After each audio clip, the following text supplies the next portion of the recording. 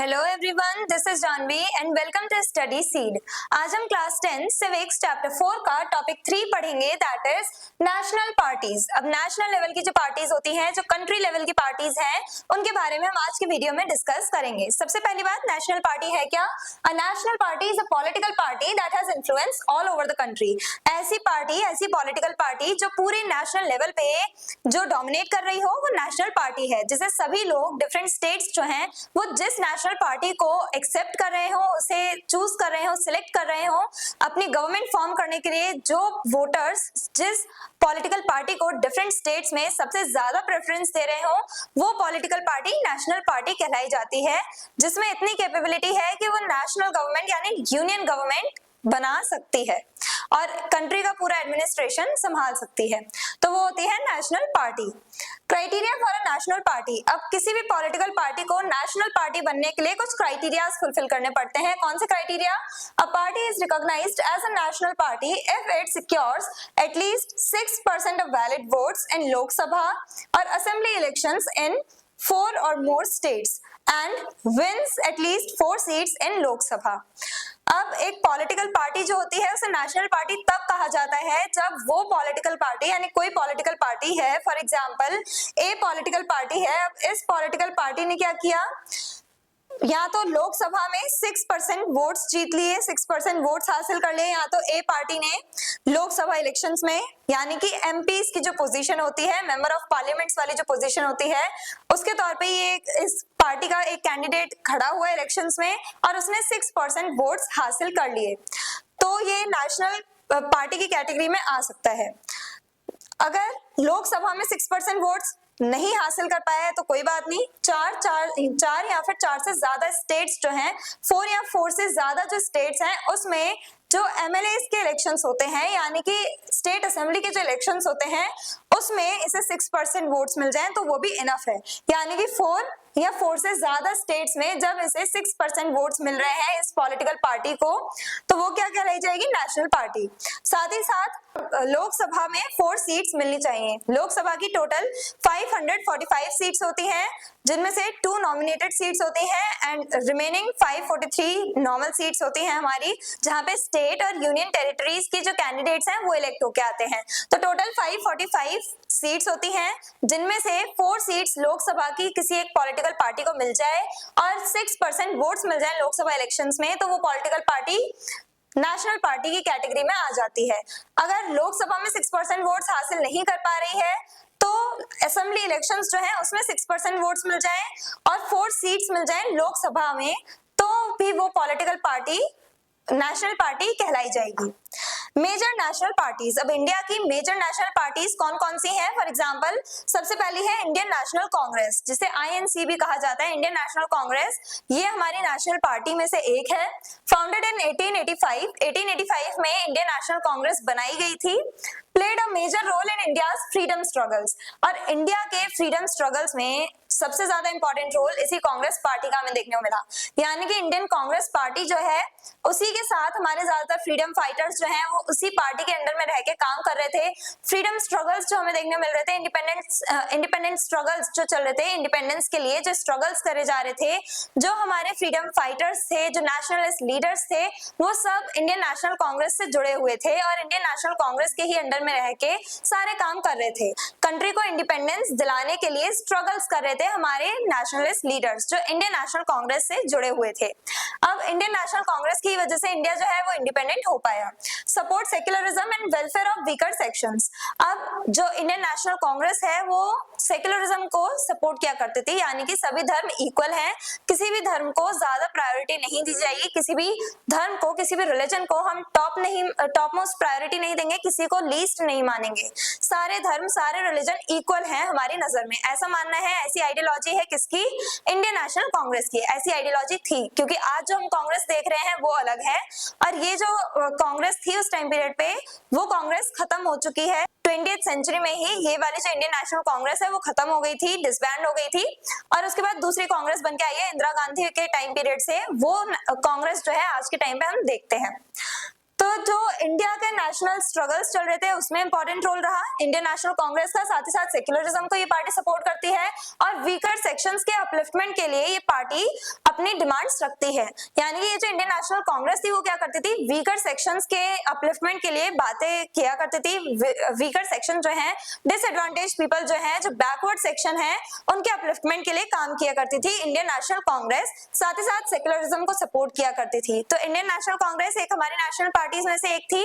Then Bharatiya Janata party और BJP जो 1980 में बनी है, 1980 में बीजेपी पार्टी बनी है।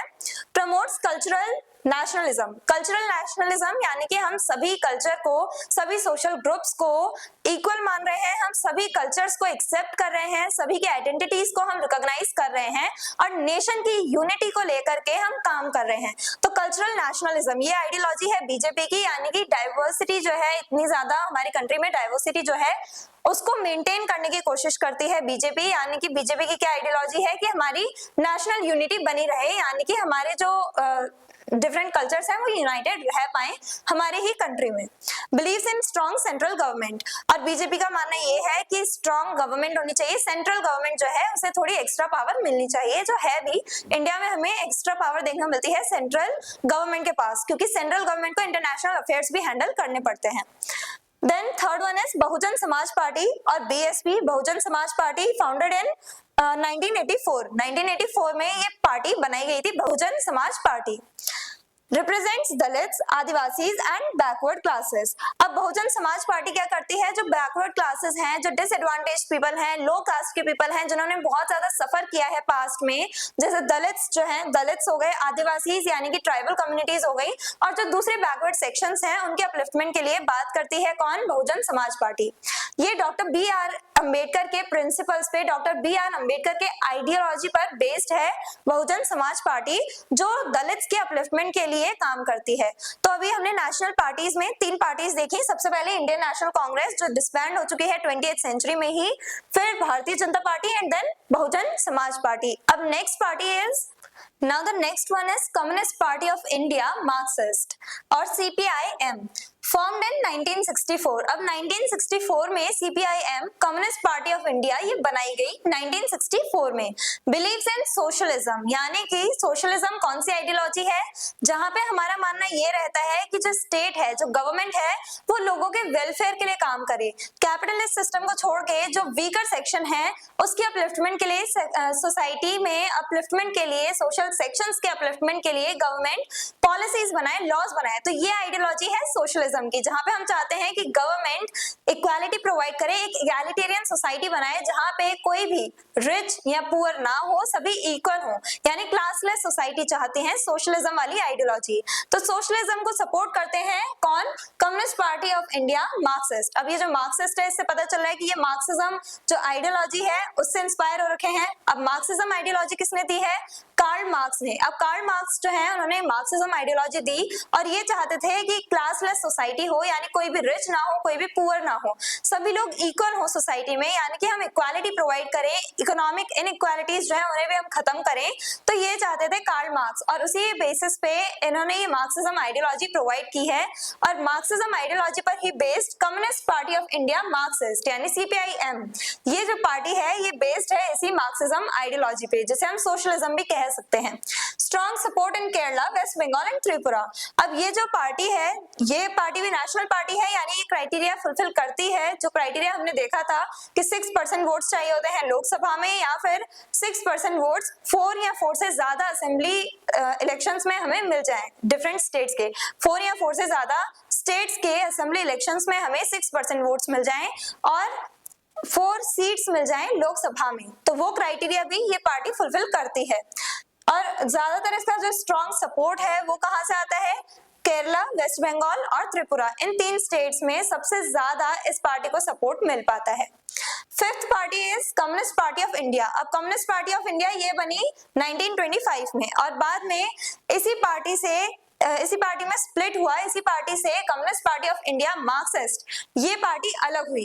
कम्युनिस्ट पार्टी ऑफ इंडिया जो है इसी पार्टी से 1964 में ये पार्टी इमर्ज हुई, ये पार्टी स्प्लिट होके आई। तो कम्युनिस्ट पार्टी ऑफ इंडिया ये पार्टी कब बनी? 1925 में। Believed in Marxism Leninism. अब ये जो पार्टी है, जो कम्युनिस्ट पार्टी ऑफ इंडिया है, ये मार्क्सिज्म और लेनिनिज्म इन आइडियोलॉजीज पर बेस्ड है। मार्क्सिज्म अभी हमने डिस्कस किया, कार्ल मार्क्स ने जो थ्योरी दी है क्लासलेस सोसाइटी होनी चाहिए उसको लेकर के।